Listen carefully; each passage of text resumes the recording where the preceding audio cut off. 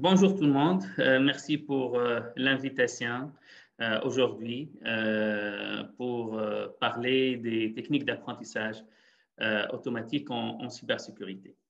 Donc, mon nom est Femi Jaffar, j'ai eu un baccalauréat et une maîtrise en informatique de l'Université de Tunis en Tunisie, ensuite doctorat en informatique de l'Université de Montréal. Je travaille comme un chercheur postdoctoral à Queen's University, à l'Ontario et à l'École polytechnique de Montréal. Aussi, j'ai travaillé comme un professeur adjoint à l'Université de Concordia qui est à Edmonton. Et depuis 2017, je suis au CRIM où je mène des travaux de recherche en cybersécurité, l'utilisation de l'apprentissage automatique en cybersécurité. Et je mène un programme de recherche subventionné par CERS J'ai découvert sur la sécurité de l'Internet des objets. Je fais beaucoup de collaborations avec le milieu académique. Je suis affilié avec plusieurs universités, l'Université de Concordia qui est à Montréal, l'Université Laval et l'Université de Québec à Chicoutimi.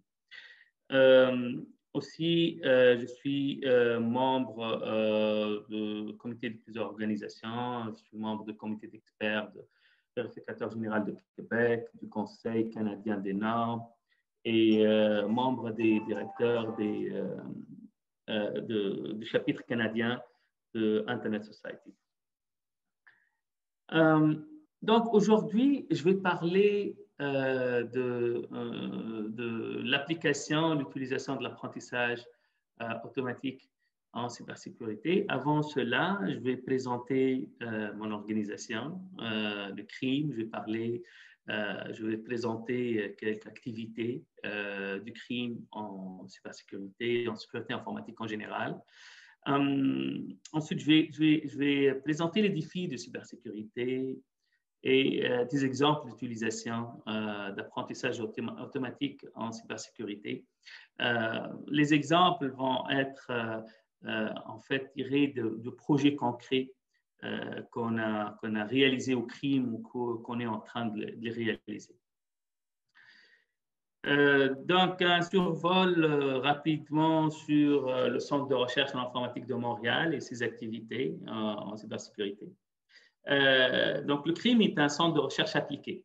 On fait principalement la recherche industrielle. On aide les PME, les petites moyennes entreprises au Québec, où on fait aussi des collaborations avec les universités et des organisations du gouvernement du Canada et du Québec pour développer des technologies innovatrices et transférer le savoir-faire de pointe à ces organisations. Le point fort du CRIM, c'est la capacité de valoriser tout type de données, de travailler, de gérer tout type de données. Ça inclut les paroles, le texte, l'image, vidéo, et la prise en considération de tous les aspects d'un projet pendant sa réalisation. Ça implique donc nos trois champs d'expertise transversales, la science des données et l'apprentissage machine, l'intelligence artificielle, l'architecture logicielle et intégration et la sécurité des données éthiques. En relation avec la sécurité informatique, le CRIM, on a réalisé plusieurs projets au CRIM avec des collaborateurs. Par exemple, un projet avec la Défense du Canada sur l'utilisation de la logique mathématique pour sécuriser des systèmes informatiques, des protocoles de communication qu'on utilise, par exemple, dans les avions de la Défense canadienne. Donc, on a implémenté des preuves rigoureuses pour modéliser ces protocoles de communication. Et ensuite, pour prouver que ce protocole est immunisé ou s'il y a des cyberattaques, d'être capable de détecter des intrusions dans ces systèmes de communication. Nous, au CRIM, on a initié une nouvelle initiative qui traite la conformité et l'intégrité des données. C'est une initiative transversale où on met ensemble des approches qui servent à sécuriser l'intégrité et la conformité de tout type de données. Ça implique, par exemple, des approches innovantes pour contrer l'hypertrucage, ce qu'on appelle le deepfake. Au crime, on a une expertise mondiale dans la reconnaissance vocale. On est toujours dans les top 5 généralement pour les outils de détection de ce qu'on appelle le anti-spoofing. Si quelqu'un il utilise un outil pour changer sa voix, pour se présenter comme quelqu'un d'autre. Et aussi, on développe des outils pour l'identification des empreintes numériques des objets connectés, ce qu'on appelle le IoT fingerprint. Aussi, dernièrement, on développe des projets en relation avec l'utilisation du blockchain pour assurer l'intégrité des objets connectés, assurer la gestion des mises à jour des firmware, des systèmes qui gèrent les objets connectés, et pour aussi assurer la transparence de la gestion des données privées dans les systèmes distribués. Ça, c'est une perspective de recherche qu'on est en train de développer dans le cadre d'un financement MITAX avec d'autres partenaires, notamment le quartier d'innovation à l'Université du Québec à Chicoutimi. Maintenant, je vais parler des défis de cybersécurité. Qu'est-ce que la cybersécurité? Tout d'abord, rapidement, je sais que vous avez eu d'autres présentations en relation avec ce thème. Donc, rapidement, je vais définir la cybersécurité comme l'activité de protéger les données numériques stockées dans un environnement, dans un système d'information contre des cybermenaces. Ça, c'est la définition du Centre canadien pour la cybersécurité. Donc, la cybersécurité, la protection des données numériques, des systèmes contre des cybermenaces. C'est quoi des cybermenaces? Une cybermenace, c'est une activité qui vise à compromettre soit la disponibilité, l'intégrité ou la confidentialité des systèmes ou des informations qu'ils contiennent. Tout simplement, c'est la protection donc, des données, des informations, des ordinateurs, des appareils, des réseaux, contre toute activité qui vise à compromettre soit la disponibilité, l'intégrité ou la confidentialité des données et des services. Il y a 6 mois, ce Centre canadien de cybersécurité, il a publié l'évaluation des cybermenaces nationales.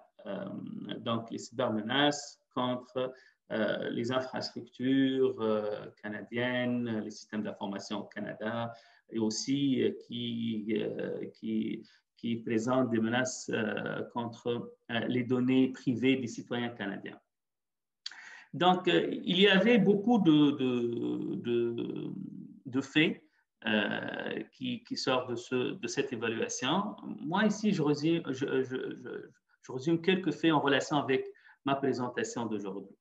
Le premier fait que le nombre d'auteurs de cybermenaces est en hausse et que ces derniers deviennent de plus en plus sophistiqués. Donc, on a un nombre élevé de cybermenaces. Derrière eux, il y a un nombre qui est en hausse d'auteurs de cybermenaces.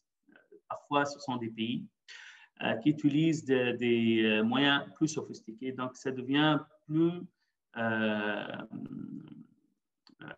un enjeu plus délicat de détecter ces cybermenaces. Ça devient une nécessité d'utiliser des outils automatiques pour la détection, puisque le nombre est en train de s'élever. Aussi, les outils utilisés dans ces cybermenaces est de plus en plus sophistiqués. Donc, on a besoin d'outils automatiques pour détecter ces cybermenaces, pour faire face à ces cybermenaces. Ça inclut l'utilisation de l'intelligence artificielle, d'apprentissage automatique. Deuxième fait, les attaques par rançon logiciel, c'est les attaques qui présentent la cybermenace la plus présente contre les infrastructures essentielles au Canada et les organisations d'échelle moyenne ou des grandes organisations industrielles ou de recherche au Canada. Et en fait, cette menace-là utilise des vulnérabilités dans les systèmes d'information de ces organisations. Donc, une nécessité, c'est de présenter, d'avoir des approches qui sont capables de détecter des vulnérabilités, des problèmes de sécurité, même si on ne les connaît pas, mais on est capable de voir qu'il y a des symptômes alarmants qui peuvent nous indiquer qu'il y a une possibilité d'avoir une vulnérabilité dans les systèmes d'information que les auteurs de cybermenaces ils peuvent utiliser pour installer un rançon logiciel. Donc, ça, c'est la première cybermenace. La deuxième, surtout par rapport aux citoyens canadiens, les activités de hameçonnage et aussi par rapport aux petites et moyennes entreprises, le phishing. On a aussi une augmentation de campagnes d'influence étrangère dans des activités comme d'influence dans des réseaux comme les réseaux sociaux. Aussi, le Centre canadien pour la cybersécurité, il nomme l'Internet des objets, que ce soit industriel ou à utilisation personnelle, comme une source très active de cybermenaces. Donc aujourd'hui, durant ma présentation, je vais parler de ces trois menaces, les vulnérabilités dans les systèmes d'information, l'hameçonnage, l'Internet des objets. Je vais présenter des projets qu'on a développés au CRIM qui répondent à ces menaces. Ces projets, principalement, j'ai choisi les projets où on a utilisé des techniques d'apprentissage automatique pour faire face, premièrement, aux vulnérabilités dans les systèmes d'information. Tout d'abord, pourquoi on peut avoir des vulnérabilités dans les systèmes d'information? Pourquoi c'est intéressant d'avoir des approches qui peuvent nous aider à détecter ces vulnérabilités? En fait, les logiciels, actuellement, ils sont omniprésents et vitaux dans notre société de l'information. Donc, on utilise le logiciel pour communiquer, pour sauvegarder des données, pour analyser des données, dans toutes nos activités d'apprentissage, de production, de services, on utilise des logiciels et des systèmes d'information. Ce qu'on a observé depuis des décennies, que l'utilisation de ces logiciels au fil des ans, ça inclut une diminution de la qualité, vieillissement du logiciel, défaillance de système, complexité du système ou changement dans les environnements d'utilisation. Donc, une diminution de la qualité qui implique aussi un grand nombre de cyberattaques qui sont causées par des vulnérabilités logicielles. Donc, les vulnérabilités sont les points d'entrée pour contrôler les logiciels et pour installer des logiciels malveillants comme les rançons logiciels. Pourquoi? Parce qu'au fur et à mesure de l'évolution du système logiciel, leur architecture devient plus complexe au fil du temps et plus difficile à comprendre et à maintenir. Donc, l'architecture de logiciel est de plus en plus complexe. On utilise des langages différents pour développer des logiciels. Et du coup, il est très difficile à comprendre et à maintenir ces logiciels, à découvrir des points de vulnérabilité ou des problèmes de sécurité, de qualité dans ces logiciels. Aussi, actuellement, les logiciels ne sont plus écrits avec un seul langage de programmation. Par exemple, dans les logiciels qu'on utilise de façon quotidienne, là, on utilise, ils sont implémentés, développés avec du C, C++, Java, Python, etc. Il y a des dépendances entre les artefacts qui sont développés avec ces langages-là. Il y a des entrées-sorties. Ça augmente les risques de vulnérabilité et de sécurité dans ces logiciels. Donc, on a des systèmes d'information, des logiciels qui sont développés en utilisant différents langages de programmation avec des règles lexicales, sémantiques diversifiées, différents mécanismes utilisés pour combiner des langages de programmation, les entrées-sorties, la communication entre les artefacts. On a des vulnérabilités liées aux différents langages de programmation et il est aussi difficile d'analyser plusieurs langages de programmation en même temps. En fait, il n'y a pas un outil d'analyse de code dédié pour les logiciels qu'on utilise actuellement qui sont développés avec plusieurs langages. C'est pour cela, au CRIM, avec une collaboration avec l'École polytechnique de Montréal et l'Université Queen's qui est à l'Ontario, on a développé un outil pour analyser les logiciels, les systèmes logiciels qui sont développés avec plusieurs langages, pour les analyser de façon syntaxique et analyser aussi ce qu'on appelle des dépendances historiques ou des dépendances de changement, de co-changement de ces logiciels. Donc, on a proposé deux approches. Une qui détecte les relations qu'on appelle des relations directes entre les artefacts les artefacts d'un logiciel qui est écrit avec différents langages. Donc, s'il y a un fichier écrit en C qui communique avec un fichier écrit en Java, on est capable de noter cette relation de dépendance qui est une relation directe. Et aussi, on a développé une autre approche pour détecter ce qu'on appelle les relations cachées. Par exemple, il n'y a pas une relation syntaxique, il n'y a pas une utilisation entre les fichiers qui sont écrits avec des langages différents, mais il y a un comportement de maintenance au fil du temps qui est le même. C'est-à-dire, lorsqu'on change ce fichier, les développeurs changent l'autre. Lorsqu'ils modifient ce fichier, maintiennent ce fichier, le développeur maintient l'autre, malgré qu'il n'y a pas une relation claire entre les deux. Donc, on appelle ça une relation qui est cachée ou indirecte. On soupçonne qu'il y a une relation que le développeur connaît, comprend, mais qui n'est pas noté par un lien syntaxique direct. Où on utilise l'apprentissage machine, c'est en fait, on détecte ces relations qui sont soit directes, soit indirectes, et ensuite on cherche d'autres preuves. Et on applique l'apprentissage machine, principalement dans ce projet, on a appliqué le Random Forest Classifier pour prédire s'il y a une possibilité d'avoir une vulnérabilité dans ce fichier ou pas, en se basant sur ces relations avec d'autres fichiers où il y a des problèmes de sécurité, les entrées-sorties ou relations de maintenance avec d'autres fichiers. Donc, la première approche, analyse des dépendances statiques et identifie ce qu'on appelle les dépendances directes. La deuxième approche, analyse de dépendance historique, qui se base sur l'activité de changement, de co-changement, de maintenance des fichiers. Et identifie les dépendances indirectes. Et on utilise donc l'apprentissage automatique pour prédire si, selon ces relations de dépendance, il y a un risque de vulnérabilité ou pas. On a fait une étude, on a analysé un ensemble de logiciels qui sont développés avec des langages différents.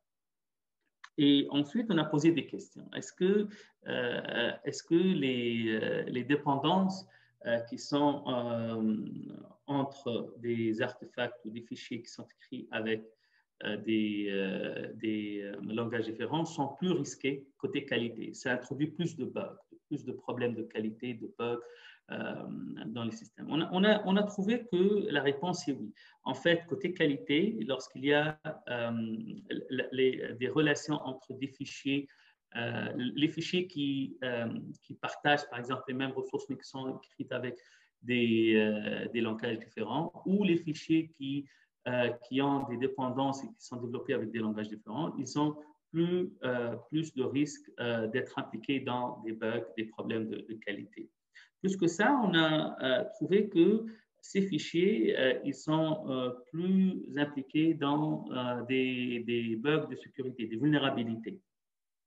Donc, on a pris l'ensemble de ces fichiers et l'ensemble des fichiers du système.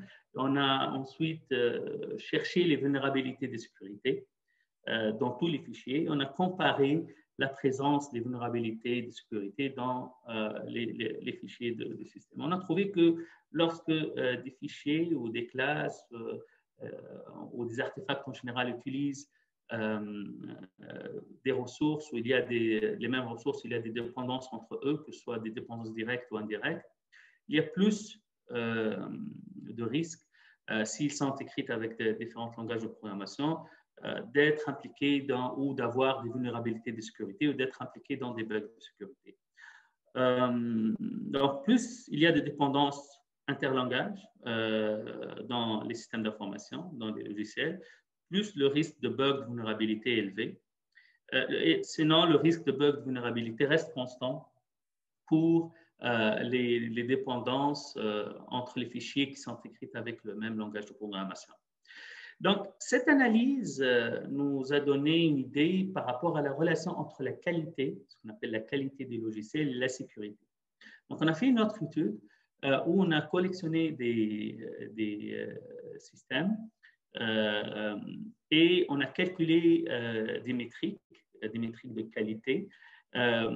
Et ensuite, on a appliqué des outils. On a détecté aussi les vulnérabilités de sécurité, les bugs de sécurité. Ensuite, on a appliqué des outils d'apprentissage machine pour voir si on est capable de prédire si dans un système d'information, il y aura des problèmes ou des vulnérabilités de sécurité en se basant juste sur les métriques de qualité. Donc, la première observation qu'on a eue, que les valeurs des métriques de qualité, et ces métriques de qualité dans les fichiers impliquant des bugs de sécurité sont en moyenne 2,3 fois plus élevées que les valeurs des métriques en l'absence de bugs de sécurité. Suite à ça, on a appliqué donc 10 méthodes d'apprentissage machine, de random forest jusqu'à des techniques plus développées comme les réseaux de neurones.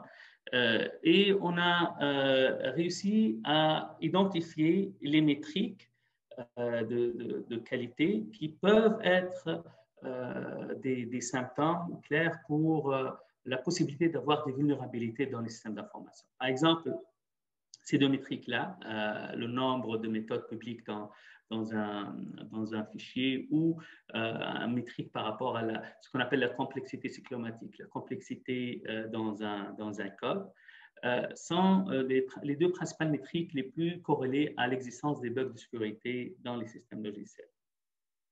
Les valeurs des métriques, en général, lorsqu'il y a des bugs de sécurité, sont plus élevées que les valeurs des mêmes métriques lorsqu'il n'y a pas de bugs. Et des outils d'apprentissage automatique comme le Random Forest étaient très efficaces à prédire l'existence des problèmes de sécurité, de vulnérabilité dans les systèmes d'information ou même pour prédire des bugs de sécurité dans le système d'information. On a réussi à prédire ces bugs-là avec une précision de 89%. Donc ça, c'était par rapport aux premières menaces, aux cybermenaces qui étaient énumérées par le Centre canadien de cybersécurité, la menace en relation avec les vulnérabilités dans les systèmes logiciels que les acteurs utilisent, cybernétiques utilisent pour installer des rançons logiciels ou pour contrôler un système logiciel. La deuxième menace qui est très courante, c'est la menace de phishing, de hameçonnage. En fait, probablement tous on a reçu des courriels d'hameçonnage où des cybercriminels tentent de voler des informations personnelles et financières ou d'infecter nos appareils avec des logiciels malveillants, que ça se peut, ce sont des rançons logiciels ou autres logiciels malveillants comme des virus, par exemple. Donc, l'idée est d'envoyer un courriel pour inciter... Désolé. L'idée est d'envoyer un courriel pour inciter l'utilisateur à cliquer sur un lien ou à fournir des informations personnelles ou financières, souvent sous forme de mails, des sites web, etc.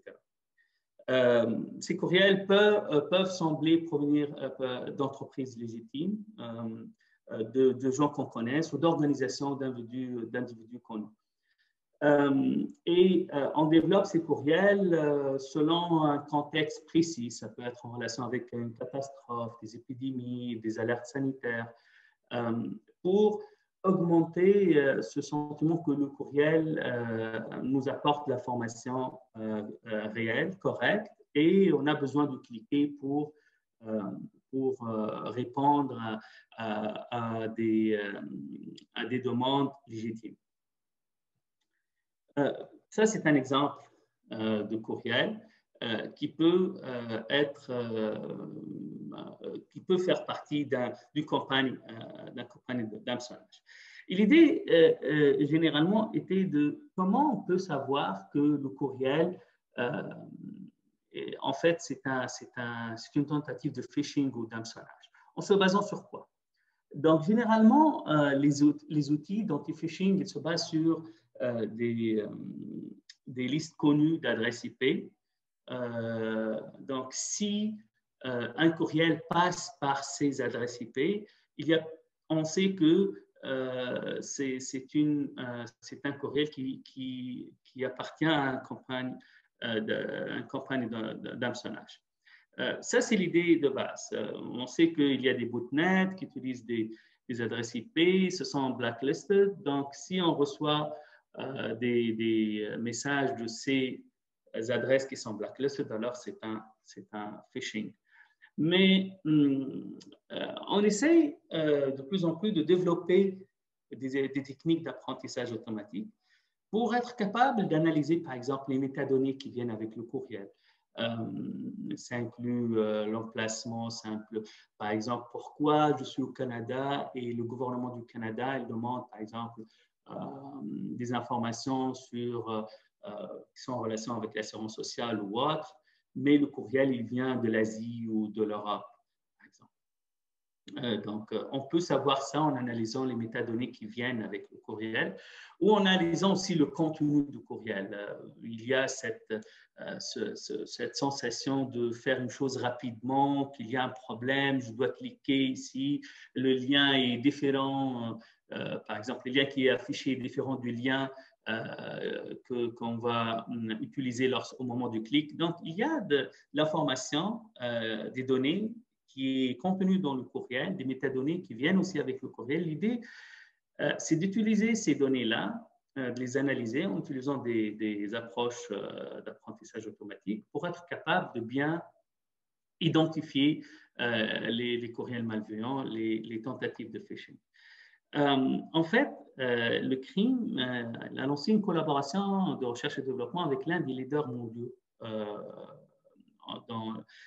dans ce contexte-là de détection de l'hameçonnage ou de la production des outils contre l'hameçonnage. Et l'idée était d'appliquer l'apprentissage automatique, l'expertise de CRIM dans l'apprentissage automatique pour améliorer leur outil d'anti-phishing. Donc, il y avait beaucoup d'objectifs dans cette collaboration. Ici, je nomme les principaux objectifs. Principalement, il y avait un défi, un enjeu par rapport à la représentation du contenu du courriel et respecter la vie privée. On veut représenter le contenu du courriel, mais on veut être capable de sauvegarder ces données pour les analyser, mais il fallait respecter la vie privée des clients sans perdre la force sémantique pour la classification ou l'identification de l'hameçonnage. Aussi, on veut être capable de créer des clusters de courriels d'hameçonnage pour déterminer rapidement si un courriel appartient à un ensemble d'autres courriels qu'on a vu passer. Donc, il utilise la même technique, ça vient des mêmes adresses qui ne sont pas bloquées, donc on doit les ajouter au blacklist. Donc, être capable de grouper ensemble les courriels qui ont des paramètres, les mêmes paramètres. Et aussi, la qualification des clusters. Représenter la similarité entre les courriels regroupés dans une même grappe en vue de faciliter l'analyse a posteriori des analyses qui on va sortir avec la découverte de nouvelles approches qu'on utilise dans l'hameçonnage ou par exemple la découverte de nouveaux adresses IP qu'on doit les blacklister, etc.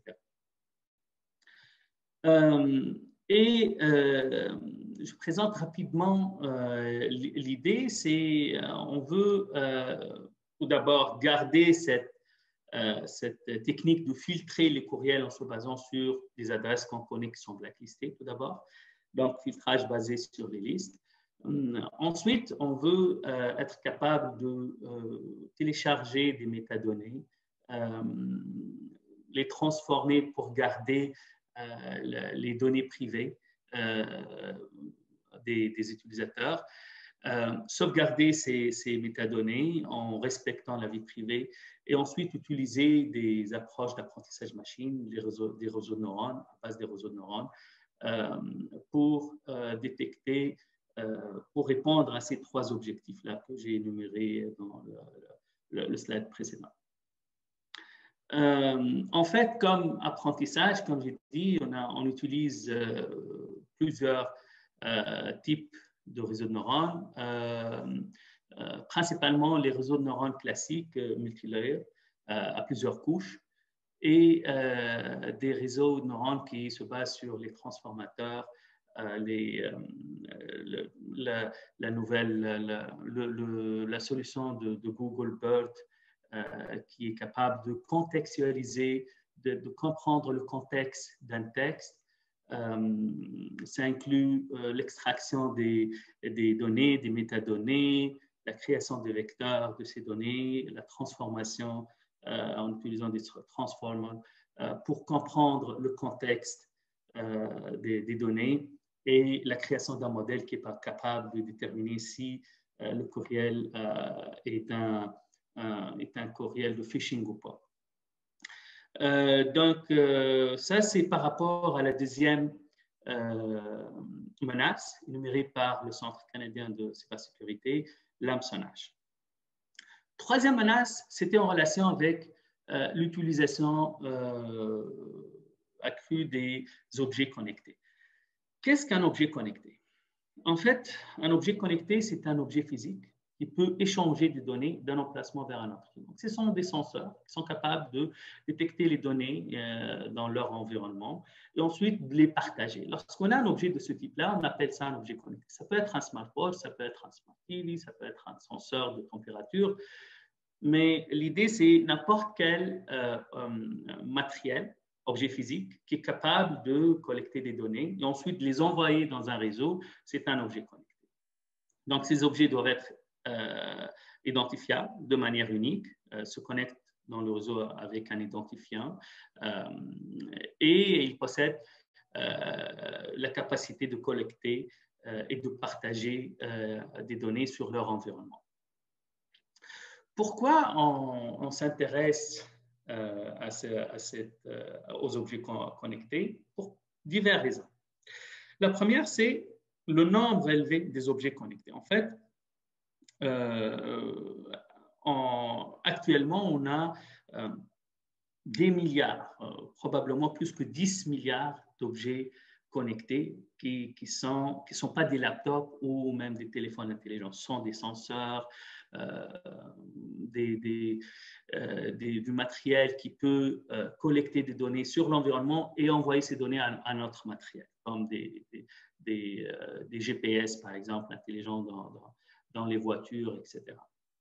Ces objets connectés, ils ont des capacités mémoire limitées, des batteries limitées, donc ils sont très spécifiques. C'est pour cela qu'on ne peut pas appliquer des mécanismes de sécurité traditionnels sur ces objets connectés. En plus, on l'utilise dans plusieurs domaines d'application, dans la santé, dans l'ubiquitaire, pour produire de nouveaux services, etc.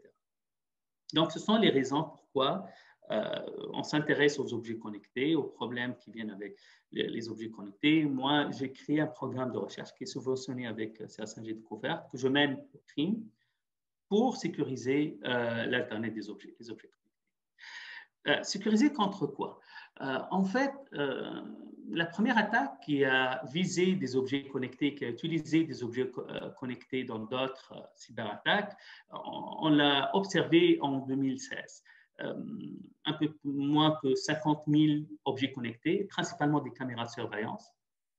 Ils ont orchestré des des attaques, ce qu'on appelle par déni de service, c'est-à-dire ces objets, ils se connectent tous en même temps sur un même serveur pour créer une situation de déni de service. Donc, le serveur ne peut plus répondre aux connexions, ne peut plus fournir les services. Donc, ils sont connectés tous à un même fournisseur de services DNS. Ça a créé en octobre 2016 la perte des services essentiels sur Internet, des services de GitHub, Twitter, Reddit, etc. Et en analysant cette cyberattaque, on a compris que c'était une attaque de déni de service distribué. On connaît ce type d'attaque, mais la nouveauté était que les appareils qui ont orchestré ces attaques étaient des objets connectés, principalement, comme je dis, des caméras de surveillance. Des caméras de surveillance qui étaient infectées par un malware, on appelle Mirai, qui recherche sur Internet des adresses IP et ensuite il utilise des mots de passe par défaut pour contrôler ces objets. Donc, actuellement, on juge que 10% au moins des objets connectés actuellement, lorsqu'on parle de milliards, c'est-à-dire 1 milliard d'objets connectés, utilisent des mots de passe par défaut, de type test, 1, 2, 3, etc. Il y a des nouvelles variantes de Mirai maintenant qui sont plus sophistiquées, qui utilisent des vulnérabilités exploitées dans les objets connectés. Donc, ils cherchent les objets lorsqu'ils découvrent que c'est une caméra de surveillance, ou c'est une imprimante, ou une Smart TV, etc. Ils cherchent s'il y a une vulnérabilité connue dans cet appareil pour la contrôler.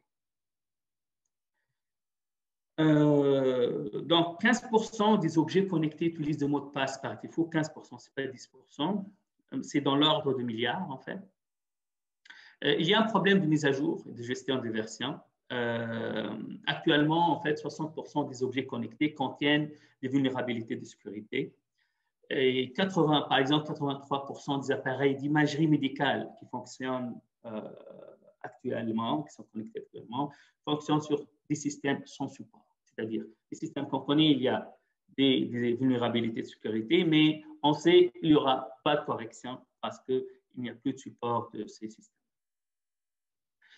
Il y a aussi des moteurs de recherche, comme on connaît Google comme un moteur de recherche de référence sur Internet. Il y a des moteurs de recherche qui nous fournissent des services par rapport à la reconnaissance des objets connectés, comme Shodan, Census, etc., qui permettent aux auteurs des malwares cybercriminels d'identifier les appareils vulnérables connectés, de connaître l'appareil et aussi de lier cet appareil avec une vulnérabilité connue. Donc, mon programme de recherche, le but, c'est de présenter des approches innovantes pour améliorer la sécurité, analyser la qualité dans l'Internet des objets en utilisant l'apprentissage automatique.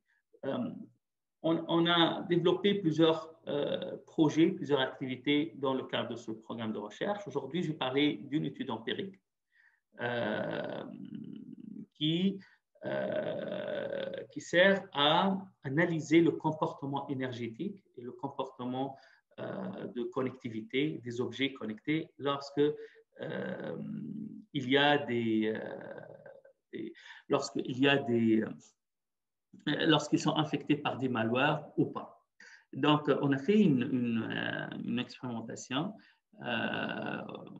On a analysé le comportement d'objets connectés de type caméra, senseurs, routeurs et autres, lorsqu'ils sont infectés par des malwares et lorsqu'ils ne sont pas infectés par des malwares. Et principalement, on a enregistré leur comportement, leur consommation d'énergie et aussi leur comportement dans le réseau, nombre de paquets envoyés, nombre de fausses paquets, c'est-à-dire des paquets qui ne contiennent pas des données.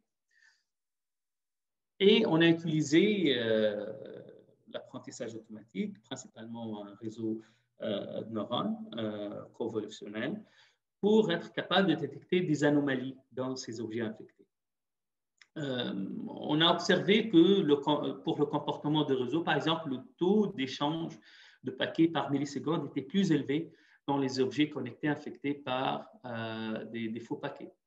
La majorité du trafic réseau malveillant consistait à des paquets mal formés par rapport aux objets connectés non infectés.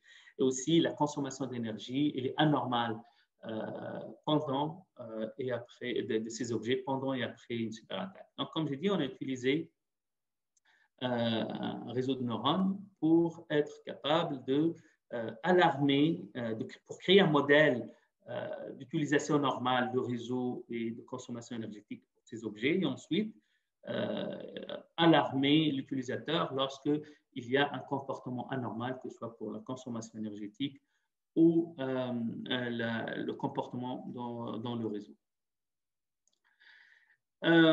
Pour conclure, au crime, on développe des approches qui utilisent l'apprentissage machine, l'apprentissage automatique pour améliorer la qualité et la sécurité des logiciels. J'ai parlé de l'identification des dépendances, des dépendances directes et indirectes, cachées, pour modéliser l'évolution des logiciels, détecter les défauts de qualité, les menaces de sécurité, découvrir les liens cachés entre les composants d'un logiciel, des liens de traçabilité et les vulnérabilités qui sont en relation avec ces liens, et pour prédire les bugs et les failles de sécurité dans les logiciels. Ces approches nous ont permis de détecter des vulnérabilités de sécurité dans les logiciels multilangages, principalement. On utilise l'apprentissage automatique pour se protéger contre l'hameçonnage et aussi pour améliorer la sécurité et analyser la qualité dans l'Internet des objets en utilisant des techniques d'apprentissage automatique. Merci.